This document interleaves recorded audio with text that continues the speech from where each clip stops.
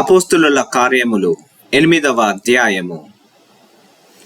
ఆ కాలమందు యెరూషలేములోని సంఘమునకు గొప్ప హింస కలిగినందున అపోస్తులు తప్ప అందరూ యూదయ సమరయ దేశములయందు చెదిరిపోయిరి.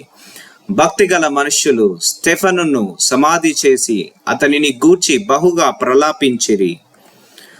సౌలైతే ఇంటింట జొచ్చి పురుషులను స్త్రీలను ఈడ్చుకొని పోయి చెరసాలలో వేయించి సంఘమును పాడు చేయుచుండెను.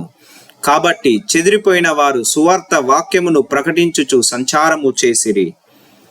అప్పుడు ఫిలిప్పు సమరయ పట్టణము వరకును వెళ్ళి క్రీస్తును వారికి ప్రకటించుచుండెను.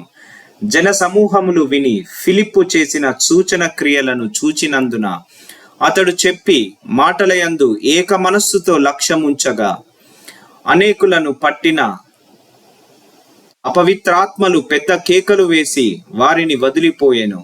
పక్షవాయు గల వారును కుంటివారును అనేకులు స్వస్థత పొందిరి. అందుకు ఆ పట్టణములో మిగులు సంతోషము కలిగెను. సిమోనను ఒక మనుష్యుడు లోగడ ఆ పట్టణములో గారడి చేయుచు తానెవడో గొప్పవాడని చెప్పుకొనుచు సమరయ జనులను విభ్రాంతి పరచుచుండెను. కొద్దివాడు మొదలుకొని గొప్పవాని మట్టుకు అందరూ దేవుని మహాశక్తి అనబడిన వాడు ఇతడే అని చెప్పుకొనుచు అతన్ని లక్ష్య పెట్టిరి. అతడు బహుకాలం చేయుచు వారిని విభ్రాంతి పరిచినందున వారతన్ని లక్ష్య పెట్టిరి.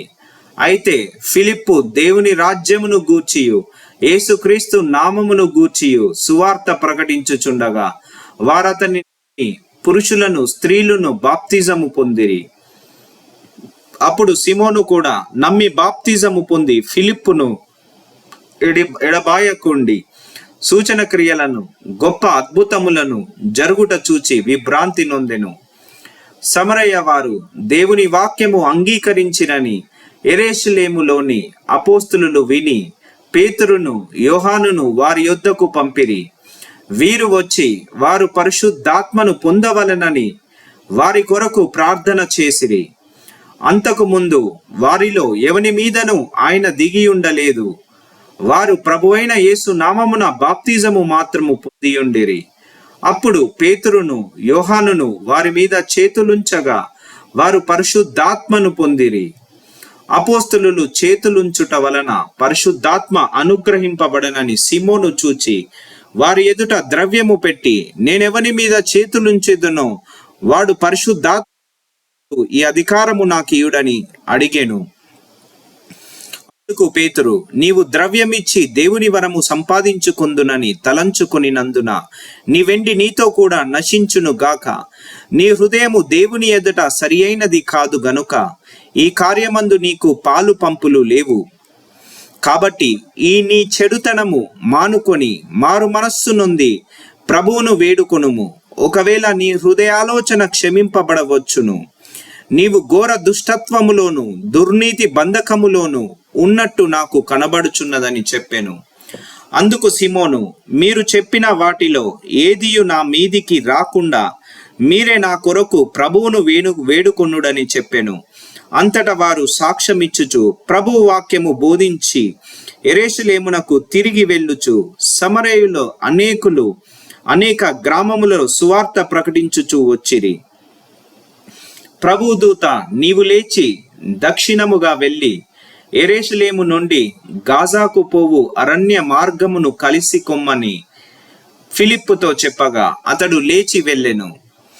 అప్పుడు ఐథియోపియులో రాణి అయిన కందాకే క్రింద మంత్రి అయి ఆమె ధనాగారమంతటి మీదనున్న ఐథియోపియుడైన నపంసకుడు ఆరాధించుటకు యెరూషలేమునకు వచ్చి ఉండెను.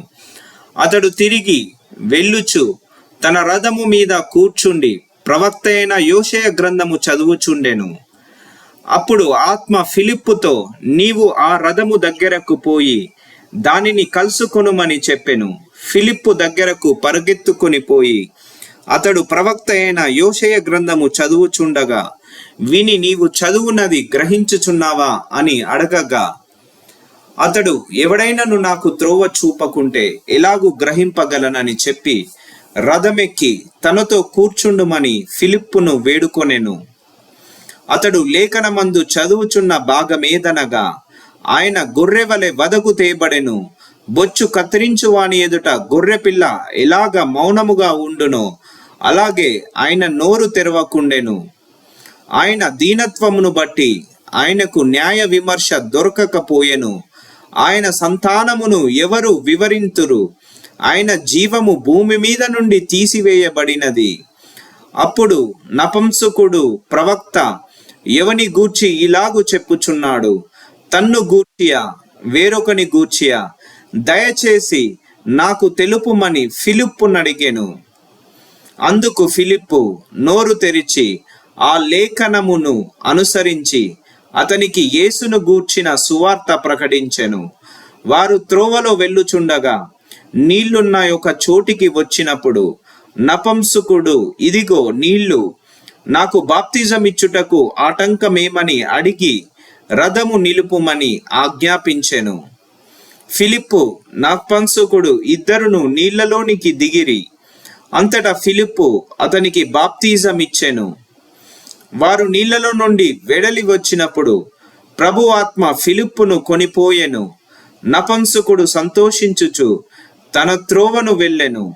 అతడు ఫిలిప్పును మరి ఎన్నడూను చూడలేదు. అయితే ఫిలిప్పు ఆజోతులో కనబడెను.